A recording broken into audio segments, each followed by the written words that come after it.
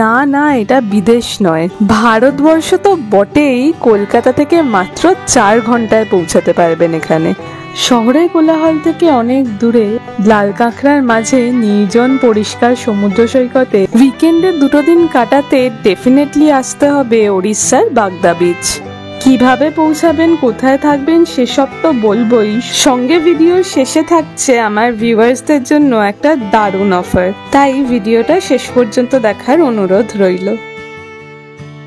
বালাসোর যাবার জন্য হাওড়া স্টেশন থেকে উঠে পড়লাম সকাল 6:10 হাওড়া পুরী বন্দে ভারতে। বন্দে ভারত ছাড়া হাওড়া থেকে বালাসোর যাওয়ার বাকি ট্রেনের ডিটেলস আমি স্ক্রিনে শেয়ার করে রাখলাম। কিছু দূর ট্রেন এগোতেই হাতে এসে গেল কমপ্লিমেন্টারি জলের বোতল আর নিউজ পেপার।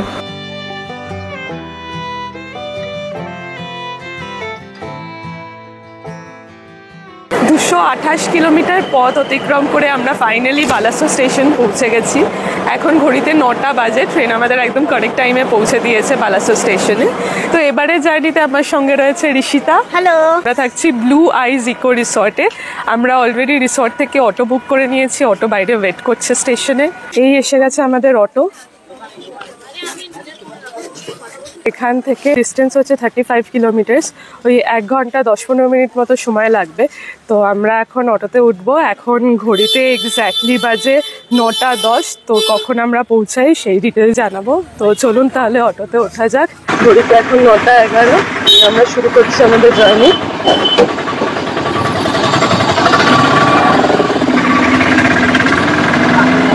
বালাসোর স্টেশনকে বিদায় জানিয়ে এগিয়ে চললাম। এই 35 কিলোমিটার পথে বুড়িবালাম নদী সহ প্রাকৃতিক সৌন্দর্য উপভোগ করতে করতে ফাইনালি পৌঁছে গেলাম বাগদায় আমাদের camp blue eyes eco resort and রেস্টুরেন্টে।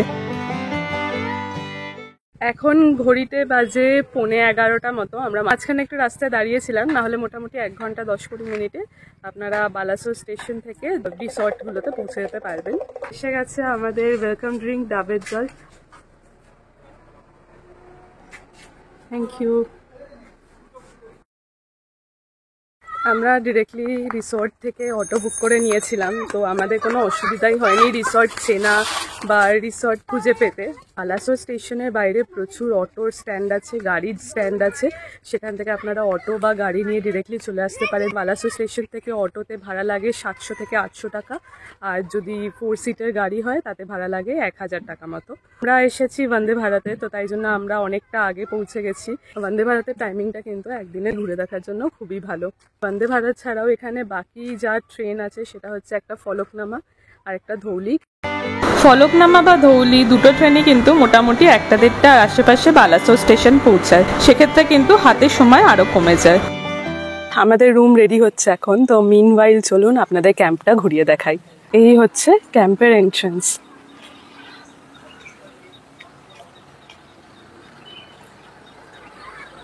এন্ট্রান্সের একদম সামনেই এখানে রয়েছে অফিস রুম, একটা ডাইনিং এরিয়া রয়েছে, এদিকে কটেজেস গুলো আছে, ওপাশটা রান্না বান্না হচ্ছে, এর পাশে একটা সিটিং কাম ডাইনিং এরিয়া রয়েছে। আরো এগিয়ে গেলে এই সাইডটা রয়েছে ফুল কটেজেস। এই যে এটা হচ্ছে কিচেন, ছোট্টর মধ্যে বেশ সুন্দর রিসর্টটা, ছিমছাম। এখানে একটা স্টেজ সেট আপ রয়েছে, কেউ কোনো ওকেশন এখানে চাইলে সেলিব্রেট করতে পারেন। পার্কিং এরিয়াও রয়েছে। এখন গরমের জন্য টেন্ট নেই, যখন টেন্ট বসানো হয় তখন এই জায়গাটা, এই যে এখানে সিটিং এরিয়াটা আছে, সিটিং এরিয়া থেকে এগিয়ে এসে সামনে এই জায়গাটায় টেন্টগুলো বসানো হয়। এই হচ্ছে ওভারঅল রিসর্টটা।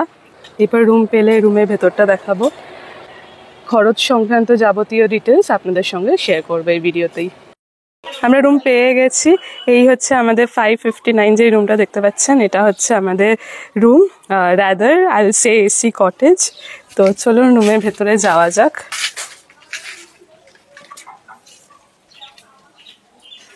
আচ্ছা, এটা হচ্ছে একটা 4 বেড রুম। এখানে আসলে যে কটা রুম আছে সবই 4 বেড রুমের। তো এসি রয়েছে রুমে, একটা ড্রেসিং টেবিল রয়েছে, এ পাশে মিরর বেসিন রয়েছে। দেন চলুন ওয়াশরুমটা দেখিয়ে দিই। এই হচ্ছে ওয়াশরুম। ওয়াশরুমে শাওয়ার রয়েছে, এখানে দেখতে পাচ্ছি গিজারও আছে, পরিষ্কার পরিচ্ছন্ন যথেষ্ট, ছোট্টর মধ্যে খারাপ না। এই হচ্ছে আমাদের ওভারঅল রুম।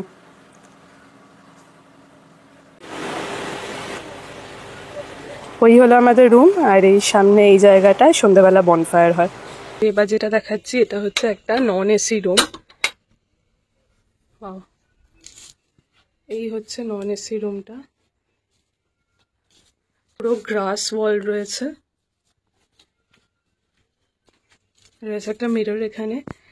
আগেই বললাম এখানকার প্রত্যেকটা রুম হচ্ছে 4 বেডেড রুম, তো এখানেও সেম 4জন এখানে খুব ভালোভাবে শুতে পারবে, 5 জন পর্যন্ত এখানে অ্যাকোমোডেট ইজিলি করতে পারবে। যেহেতু নন এসি রুম, রয়েছে 2টো ফ্যান, সামনে বেসিন, আর ওয়াশরুমটা দেখিয়ে দিই।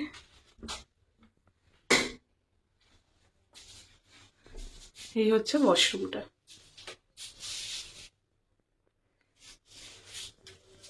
এই হচ্ছে ওভারঅল রুমটা। রুমে চেক ইন করে একটু ফ্রেশ হয়ে বেরিয়ে পড়লাম বাগদা সমুদ্র সৈকতের উদ্দেশ্যে। ওই সামনে হচ্ছে আমাদের ব্লু আইজ ইকো রিসর্ট, ওখান থেকে এগিয়ে এসে এই রাস্তাটা ধরে যেতে হবে সি বিচ। রাস্তাটা পুরো কাদা কাদা, বৃষ্টি হয়েছে, বর্ষাকাল তো তাই জন্য পুরো কাদায় ভরা। আমাদের গাড়ি গেছে, আরোই বাজে অবস্থা রাস্তাটা, তো আস্তে আস্তে এগোচ্ছি। এই ঝাউবনের মধ্যে থেকে সোজা এগোলেই রয়েছে সমুদ্র সৈকত।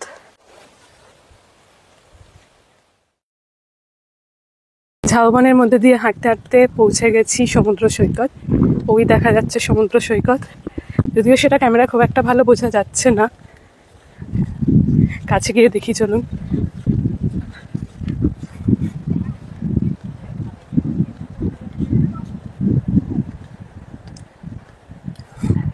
পৌঁছে গেছি সমুদ্র সৈকতে।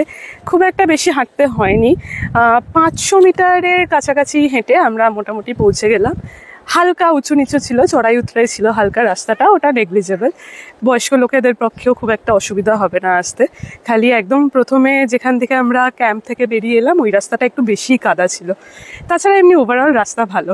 তো এর আগেও যখন এসেছিলাম সেরকম লোক ছিল না, একদম নির্জন সমুদ্র সৈকত, যেই জন্য এটা এতটা আমার ভালো লাগে, আমি বারবার ফিরে আসি। সেই নির্জনতা এখনও কিন্তু বজায় রয়েছে, দেখতে পাচ্ছেন। আমি জাস্ট একবার ঘুরে দেখাচ্ছি, খুব কম লোক, একদম খালি বলবো না, একদম লোক নেই বলবো না, বাট খুব অল্প লোক আছে।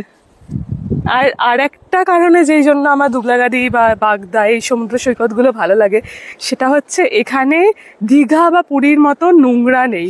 একটা সি বিচে এত নোংরা থাকে, সেখানে জলে নামতেই প্রচণ্ড অস্বস্তি বোধ করি আমরা, কিন্তু এখানে এতটা পরিষ্কার, মানে পুরো সি বিচ জুড়ে রয়েছে ঝিনুক ছোট ছোট, খুব সুন্দর জায়গাটা। আমি নোংরা এখনো কিছু আমার চোখে পড়ছে না ফরচুনেটলি। তো এখানে জলে পা ডোবাতে বা জলে নামতে আপনার কোনো অস্বস্তি হবে না নোংরার কারণে। যদিও সমুদ্রটা অনেকটা দূরে, এখন ভাটা চলছে। এর আগেও আমি আমার ভিডিওতে আপনাদের জানিয়েছি যে দুবলাগাড়ি, বাগদা, চাঁদিপুর এগুলো হচ্ছে ভ্যানিশিং সি বিচ, মানে যখন জোয়ার থাকে তখন সমুদ্র একেবারে সামনে থাকে, সমুদ্রে ভর্তি জল থাকে, কিন্তু ভাটার সময় সমুদ্র কিন্তু 7 থেকে 10 কিলোমিটার পর্যন্ত দূরে চলে যায়, তখন কিন্তু সি বিচের সামনে কিচ্ছু পাবে না, কিচ্ছু নেই। দেখুন এই জায়গাটা আমরা কাদার মধ্যে দিয়ে হেঁটে চলেছি, কিন্তু পূর্ণিমা হওয়ার জন্য সমুদ্রের জল খুব একটা দূরে যায়নি। আমি কিন্তু চোখে সমুদ্র দেখতে পাচ্ছি, সমুদ্রের ঢেউ শুনতে পাচ্ছি। এর আগের বার যতবারই এসেছি প্রত্যেকবার কিন্তু সমুদ্রকে চোখেই দেখতে পারিনি, এতটা দূরে চলে গেছিল। কিন্তু এবারে যেহেতু পূর্ণিমা, আগেই বললাম, তো এবারে পূর্ণিমার জন্য সমুদ্র তাও কিছুটা দেখা যাচ্ছে। এখান থেকে মনে হয় আরও 300-400 মিটার গেলে সমুদ্রে অ্যাটলিস্ট পা ভেজাতে পারবো। তো সেই এগিয়ে যাচ্ছি, ঋষিতা যাওয়ার চেষ্টা করছে জলের মধ্যে দিয়ে। এ বাবা সাবধানে, পুরো কাদা। যা, এই যে এগুলো একদম নরম কাদা, দেখে বুঝে পা দিতে হবে। এখানে দেখতে পাচ্ছেন হালকা হালকা জল আছে, পুরো পা ঢুকে যাচ্ছে না এই কাদায়। ওই দিকটা হচ্ছে সমুদ্র, ওই যে ঋষিতা নামতে পারছে না।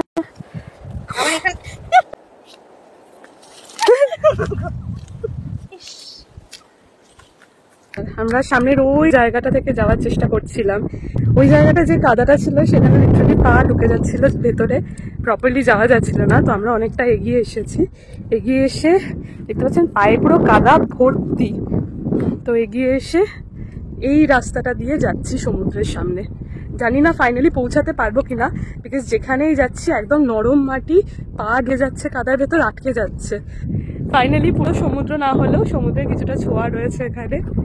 আর বেশি সাহস করছি না দূরে যাওয়ার। ঢেউ ওই দূরে দেখা যাচ্ছে, 1 কিলোমিটার মতো যেতে হবে ঢেউয়ের জন্য, অনেকটা দূরে। ক্যামেরায় হয়তো অত ভালো করে বোঝা যাচ্ছে, বাট অতটা দূরে আর যাচ্ছি না। এখানেই পা ভিজিয়ে কিছুক্ষণ সময় কাটিয়ে ফিরে যাব আমাদের ক্যাম্পে। কিছুক্ষণ সমুদ্রের সময় কাটিয়ে ক্যাম্পে ফেরার পথে দেখা মিলল এক রাশ লাল কাঁকড়ার।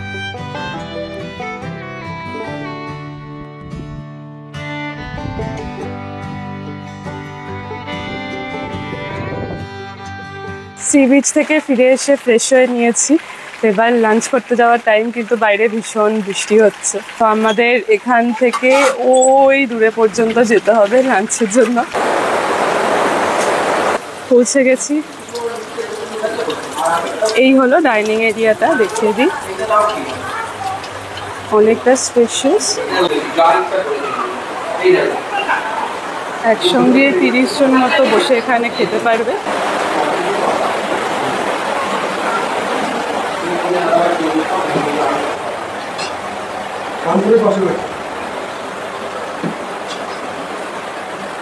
এসে গেছে আমাদের লাঞ্চ। লাঞ্চে রয়েছে ভাত, এটা আলু ভাজা, এটা রায়তা, চাটনি,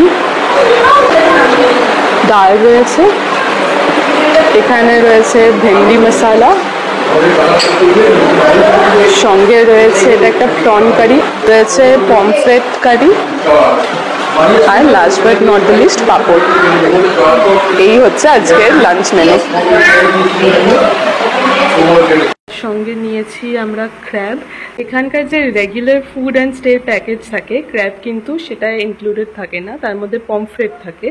বাট আপনারা চাইলে ক্র্যাব এক্সট্রা নিতে পারেন। এক প্লেটে 1 পিস ক্র্যাব থাকে, প্রাইস 120 রুপিস। লাঞ্চে ভেজ মেনুতে দই বেগুনের অপশন আছে, বাট এই মেনু রেগুলার চেঞ্জ হতে থাকে। আমার তো খুব ভালো লাগছে, পুরো বাড়ির মতন টেস্ট লাগছে, খুব ফ্রেশ লাগছে মাছগুলো। খেয়ে দেখি এবার। My favourite pomfret. তো আমাদের লাঞ্চ হয়ে গেছে, লাঞ্চের মেনুটা দেখালাম। এর মধ্যে ভাত, ডাল, আলু ভাজা, চাটনি, তারপর রায়তা, পমফ্রেট আর পটল চিংড়ি, এই আইটেমসগুলো ফিক্স থাকে। Veg of the day change হয়, এভরিডে আলাদা আলাদা মেনু করা হয়। খাবারের টেস্ট আমার খুব ভালো লেগেছে, ঋষিতা অলরেডি বলেই দিয়েছে খুব হোমলি, একদম লাইট খাবার দাবার ছিল, ইয়েট খুবই টেস্টি। এই হলো আমাদের লাঞ্চের এক্সপিরিয়েন্স। আর এখানে হচ্ছে 3টে টাইপের স্টে অপশন রয়েছে।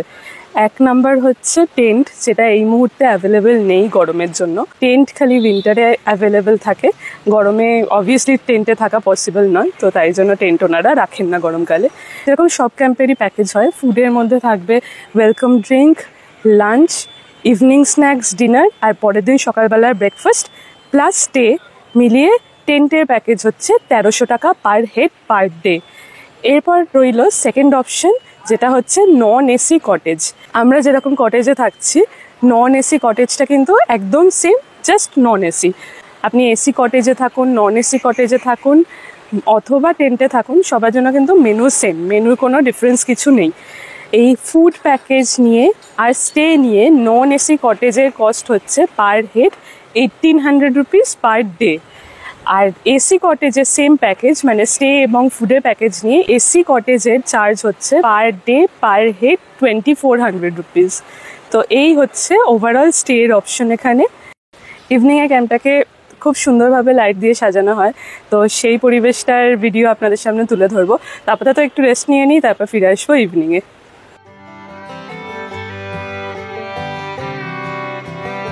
Good evening. এখন সন্ধ্যেবেলা ব্লু আইস রিসর্টকে খুব সুন্দরভাবে লাইট দিয়ে সাজানো হয়েছে। আমি রিসর্টের বাইরে আছি, এই যে ভেতরটা এখান থেকে কিছুটা ভিজিবল।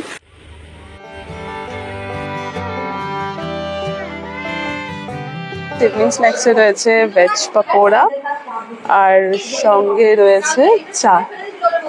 লাইটের জন্য অত ভালোভাবে বোঝা যাচ্ছে না, বাট টেস্ট কিন্তু বেশ ভালো। আমরা চা আর ইভিনিং স্ন্যাক্স খেয়ে একটু আশেপাশে ঘুরে দেখছিলাম। এখন বর্ষাকালের জন্য এখানে বনফায়ার বন্ধ আছে। ঠিক এই জায়গাটা দেখতে পাচ্ছেন, এই জায়গাটা বনফায়ার করা হয়। তো বনফায়ারে পার কেজি চিকেনের প্রাইস হচ্ছে 600 রুপিস, হাফ কেজি চিকেন হলে তার প্রাইস হচ্ছে 300 রুপিস। বনফায়ারে বারবিকিউ চিকেনের পাশাপাশিও এখানে চিকেন জংলি ফ্রাই বলে একটা আইটেম আছে, সেটা পাওয়া যায়, সেটাও সেম প্রাইস, 1 কেজি 600, 500 গ্রামস হচ্ছে 300 রুপিস। তো এই হচ্ছে ওনাদের ওভারঅল অ্যারেঞ্জমেন্ট। ঘন ঘন এখানে বৃষ্টি হচ্ছে, এখন আপাতত লাকিলি বৃষ্টি নেই, তো তাই জন্য এখন আপাতত বন্ধ আছে। বাট বৃষ্টি না থাকলে এটা বনফায়ারটা হয়। আর রেটস গুলো তো আপনাদের বলেই দিলাম। এছাড়াও এখানে এই পাশটা রয়েছে একটা ছোটখাটো স্টেজ, যেটা সকালবেলায় দেখিয়েছিলাম। তো এই জায়গাটায় বেসিক্যালি কোনো বার্থডে বা কোনো ওকেশন কিছু সেলিব্রেট করতে চাইলে সেটা এই জায়গাটা করা যায়। দেখতে দেখতে সন্ধে কাটিয়ে হয়ে গেল ডিনার টাইম, আর আমরা আস্তে আস্তে এগোলাম ডাইনিং হলের দিকে। এখানকার ডাইনিং হলটা ভীষণ সুন্দর। গল্প আড্ডার মধ্যে দিয়ে সন্ধ্যাটা কাটিয়ে এখন আমরা চলে এসেছি ডিনার করতে। আর আমাদের ডিনারও চলে এসেছে। ডিনারে রয়েছে ভাত অথবা রুটি, এখানে রয়েছে একটা মিক্সড ভেজ, দুটোতেই দেখতে পাচ্ছেন, সঙ্গে রয়েছে চিকেন কারি অ্যান্ড মিষ্টি। এই হলো আমাদের ডিনারের মেনু। যদি কেউ চিকেন না খেতে চান, এর অল্টারনেট অপশন ডিম পেয়ে যাবেন। ডিনার করে এই জাস্ট ফিরলাম রুমে। তো এখানকার খাবার তো আগেই বলেছি যে আমাদের পার্সোনালি খুব ভালো লেগেছে। ব্লু আইস ইকো রিসর্টের চেক ইন টাইম হচ্ছে সকাল 10:30 আর চেক আউট টাইম হচ্ছে সকাল 10টা। এখানে কত রকমের স্টে অ্যান্ড ফুড প্যাকেজের ব্যাপারে তো আগেই আপনাদের বলেছি। তাছাড়াও ব্লু আইস ইকো রিসর্ট হচ্ছে একটা পেট ফ্রেন্ডলি জায়গা, আপনার পেটকে নিয়েও এখানে ঘুরতে আসতে পারবেন। তাছাড়া এখানকার হসপিটালিটি ওভারঅল এক্সপিরিয়েন্স কিন্তু আমার পার্সোনালি খুবই ভালো লেগেছে। আচ্ছা, আমি ভিডিওর প্রথমেই মেনশন করেছি একটা অফারের কথা। তো সেই অফারটা হচ্ছে, আমার যারা অডিয়েন্স আছেন, যারা এই ভিডিও দেখে blue ice eco resort and restaurant visit করবেন, তাদের জন্য রয়েছে এসি কটেজের ওপর 200 রুপিস ফ্ল্যাট অফ। তো স্ক্রিনে মেনশন করা এই কোডটা SUB200, এই কোডটা আপনারা যদি ইউজ করেন তাহলে পেয়ে যাবেন এসি কটেজের ওপরে 200 রুপিস ফ্ল্যাট অফ। আবারও মেনশন করছি, এই অফারটা কিন্তু অনলি এসি কটেজেসের ওপরে অ্যাপ্লিকেবল। সো আজকে আমাদের এই ছিল পুরো সারা দিনের এক্সপিরিয়েন্স, যেটা আপনাদের সামনে তুলে ধরলাম। তো এখন ঘুমোতে যাব। আজকের দিন আমাদের এখানেই শেষ হলো। আবার কালকে সকালবেলার এক্সপিরিয়েন্স শেয়ার করবো আপনাদের সঙ্গে। তো আজকের মতো টাটা অ্যান্ড গুড নাইট, দেখা হচ্ছে কালকে সকালবেলা। Good morning. সকালবেলা এসে গেছে আমাদের চা অ্যান্ড বিস্কিট। এরপর রয়েছে ব্রেকফাস্ট, অ্যান্ড ব্রেকফাস্টের সঙ্গে আজকে আমাদের এখানকার প্যাকেজ শেষ হবে। তো তারপর অবভিয়াসলি বাড়ির পথে রওনা। এসে গেছি ব্রেকফাস্ট করতে। ব্রেকফাস্টে রয়েছে লুচি, আলু কাবলি ছোলার তরকারি, ডিম সেদ্ধ আর কলা। আমাদের ব্রেকফাস্ট ডান। তো আমরা আবার ক্যাম্প থেকে বেরিয়ে পড়েছি, এখন যাচ্ছি আবার সমুদ্রের দিকে। কালকে বিকেলবেলা তো জল ছিল না, জল অনেকটা দূরে ছিল রাতে। তো এখন যাচ্ছি যদি জল কাছে থাকে দেখার জন্য। সকালবেলাটা জেনারেলি জোয়ারের টাইম, তো ওই টাইমটা জল অনেকটা সামনের দিকে থাকে, প্রপার সমুদ্র দেখতে পাবেন। বাট যত বেলা বাড়বে সেই টাইমটা যখন ভাটা হয়ে যাবে, তো সেই টাইমটা কিন্তু সমুদ্র অনেকটা দূরে চলে যায়। আর একটা ব্যাপার জানিয়ে রাখি, যারা এর আগে বাগদা বিচ এসেছেন তারা অনেকেই এটা জানেন, আর যারা জানেন না তাদের জন্য বলে রাখি, এখানে কিন্তু সন্ধ্যের পর সমুদ্র সৈকতে যাওয়া বারণ। আর যদি একান্ত কেউ যেতে ইচ্ছুক হন তাহলে ক্যাম্প থেকে একজনকে সঙ্গে নিয়ে তারপরে যেতে হবে। এই আমরা হেঁটে চলেছি, কিছু দূর এগোলেই আবার ঝাউবন, ঝাউবনের মধ্যে দিয়ে যাব। ঝাউবনের ভেতর থেকে এই রাস্তাটায় হেঁটে সমুদ্রে যেতে কিন্তু অসামান্য সুন্দর লাগে। আমি অলরেডি সমুদ্রের আওয়াজ পাচ্ছি, গর্জন শুনতে পাচ্ছি। আশা করছি এখন এখানে জল দেখতে পাবো। আর ওয়েদারটা খুবই সুন্দর।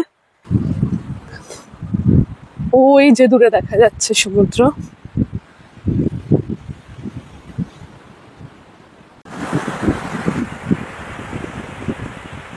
সামনের ওই রাস্তা দিয়ে এলাম, দেখতে পাচ্ছেন রাস্তাটা কি ভীষণ সুন্দর। তো এবার এগোই সমুদ্রের দিকে। কি ভালো লাগছে সমুদ্রে জল আছে দেখে, আর বারবার একই কথা আমি বলছি যে এই জায়গাটা এতটা ভালো লাগে। দেখতে পাচ্ছেন পুরো সি বিচ খালি আর ভীষণ পরিষ্কার।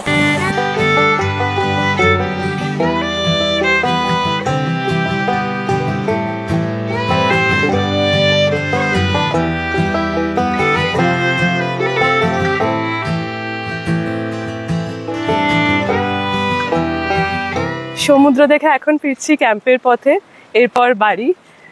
কিন্তু একটা জিনিস বলে রাখি, যারা ধরুন কলকাতা থেকে দিনের দিন রওনা দিয়ে বালাসর পৌঁছে তারপরে বাগদা বা দুবলাগাড়ি আসবেন, তারা কিন্তু বিকেলে এসে সমুদ্র দেখতে পাবেন না। কারণ প্রত্যেকেরই পৌঁছাতে পৌঁছাতে, আমি যদি একদম আর্লিয়েস্ট ধরি, যদি কেউ বন্দে ভারতে আসেন, আর্লিয়েস্টও পৌঁছাতে ধরুন আপনাদের 10:30 11টা বাজবে। এবার তারপরে এসে রেস্ট নিয়ে সমুদ্রে এলে কিন্তু সমুদ্র অনেকটা দূরে চলে যায়, তো ওই টাইমে আপনারা ভালোভাবে সমুদ্র দেখতে পারবেন না। তো একদম প্রপার সমুদ্র দেখার জন্য আপনাদের নেক্সট দিন সকালবেলা আসতেই হবে।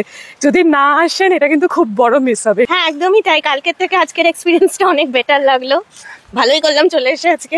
হ্যাঁ, ঋষিতা আসতে চাইছিল না সকালবেলা, আমি ওকে বললাম চল। ও ভেবেছিল আরো অনেকটা দূরে থাকবে, কিন্তু এসে আমরা দেখছি অনেকটাই কাছে আছে সমুদ্র। তো আমি সাজেস্ট করবো ডেফিনেটলি পরের দিন, যেদিন আপনাদের চেক আউট ডেট, সেই দিন সকালবেলা একবার এসে দেখে যাবেন সমুদ্র। তো খুব ভালো লাগবে আশা করি। তো চলুন ক্যাম্পে যাই, এরপর চেক আউট করতে হবে, তারপর বাড়ি। ক্যাম্পে পৌঁছে চেক আউট করে বাগদা এবং ব্লু আইজ ইকো রিসর্টকে বিদায় জানিয়ে আমরা এগিয়ে চললাম স্টেশনের উদ্দেশ্যে। ক্যাম্প থেকে বেরোতে লেট হয়ে যাওয়ায় আমাদের ট্রেন অলমোস্ট মিস হয়ে যাচ্ছিল, বাট এখানকার অটোওয়ালা দাদার জন্য আমরা একদম ঠিক টাইমে স্টেশনে পৌঁছে ট্রেন ধরতে পেরেছি। উনি শর্টকাট দিয়ে আমাদের একদম বালাসোর স্টেশনে রাইট টাইমে পৌঁছে দিয়েছেন। তো আপনারা চাইলে বালাসোর টু বাগদা এবং বাগদা টু বালাসোরের জন্য এই অটো দাদাকে কন্ট্যাক্ট করতে পারেন। আমি দাদার নাম্বার স্ক্রিনে মেনশন করে রাখলাম। আজকের ভিডিও এই পর্যন্ত। ভিডিওটা ভালো লাগলে, ইনফরমেটিভ মনে হলে লাইক, শেয়ার এবং সাবস্ক্রাইব করে দেবেন। দুবলাগাদি, বাগদা বা ব্লু আই ইকো রিসর্ট সংক্রান্ত যে কোনো প্রশ্ন আমাকে কমেন্ট সেকশনে জানান, আমি যথাসম্ভব উত্তর দিয়ে আপনাদের কোয়ারি রিসলভ করব। এবারের মতো টাটা, দেখা হবে পরের ভিডিওতে।